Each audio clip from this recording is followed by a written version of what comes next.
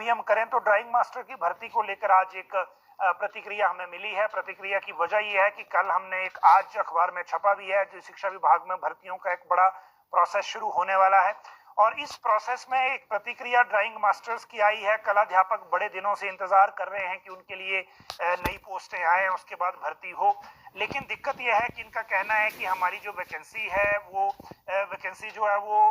ज़्यादा है। 1600 से ज़्यादा पद खाली हैं, 15,000 से ज़्यादा बेरोजगार हैं, लेकिन जो पद सिर्फ 287 निकाले गए हैं वो गलत हैं, जबकि 800 से ज़्यादा पोस्टें एक तरह से पूल में रखी गई हैं, क्योंकि जो 100 बच्चों की शर्त है मिडिल स्कूलों में लगाई हुई, उस शर्त को हटाएं, ऐसा इन्होंने कहा है। और दूसरा, एससीवीटी को लेकर जो एक डिप्लोमा उसकी बात है, उसको लेकर भी एक दिक्कत आ रही है। हालांकि राज्य सरकार को पहले 100 बच्चों की शर्त वाला मामला देखना चाहिए अगर इस कैटेगरी में ज्यादा रोजगार देना है तो। वैसे भर्तियों की बात करें तो एजुकेशन में नया बजट आने के बाद सबसे पहले भर्तियां शुरू होंगी और इन भर्तियों में जैसे जैसे प्रोसेस आगे, कोई भी घटना आगे बढ़ेगी, उसकी जानकारी हम आपको सबसे पहले देंगे। फिलहाल जो एजुकेशन में इन भर्तियों को लेकर एलिजिबिलिटी रखते हैं, चाहे वो टीजीटी हैं, सीएनबी हैं, स्कूल लेक्चरर न्यू हैं, एनटीटी हैं, वो लगभग अपने अपने लेवल पर तैयारी करें, क्योंकि अप्रैल के बाद ये मामला बड़ी तेजी से नौकरियों का शुरू होने वाला है और इसी तरह से ये मामला फिर आगे बढ़ेगा।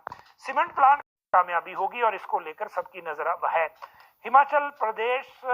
जो सर्विस सिलेक्शन कमीशन है हमीरपुर का, अगर उसकी बात करें उससे पहले जेओआईटी की बात कर लेते हैं। सुप्रीम कोर्ट में केस है, 24 फरवरी को सुनवाई है, 3 पोस्ट कोड एक साथ इसमें लगे हुए हैं।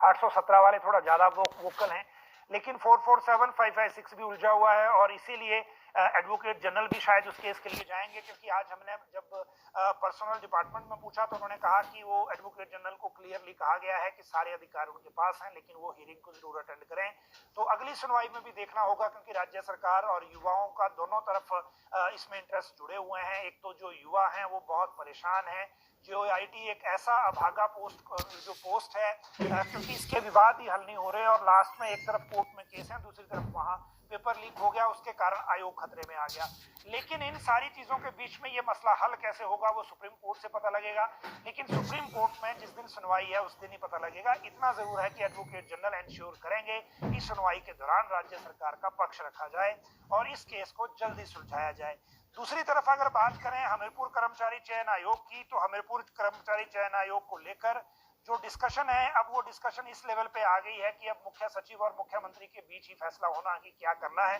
कुछ चीजें मुख्य सचिव ने पर्सनल डिपार्टमेंट से मांगी थी, इसमें वो उनको दे दी गई हैं, लेकिन अब भी जो सिचुएशन है उसके मुताबिक अभी ये देखना होगा कि कितनी टाइम और लेते हैं और जो 60 डेज है उसकी डेडलाइन राज्य सरकार पूरा करती है कि नहीं।